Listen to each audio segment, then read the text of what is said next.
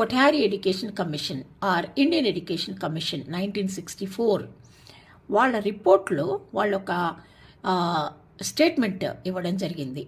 అదేంటి అంటే, the future of the nation is being shaped in it's class rooms. అంటే దేశ భవిష్యత్తు క్లాస్ రూమ్స్లో డిసైడ్ కాబడుతుంది. అంటే ఎవరి చేతిలో ఉందండి దేశ భవిష్యత్తు? క్లాస్ రూమ్లో అంటే క్లాస్ రూమ్లో ఎవరున్నారు? స్టూడెంట్స్ ఉన్నారు, టీచర్స్ ఉన్నారు. నేటి విద్యార్థులే రేపటి పౌరులు. నేటి బాలలే రేపటి పౌరులు అని చెప్తాం కదా. నేటి విద్యార్థులు రేపటి పౌరులుగా తీర్చిదిద్దవలసినటువంటి బాధ్యతని ఎవరు తీసుకుంటున్నారు? టీచర్స్ తీసుకుంటున్నారు.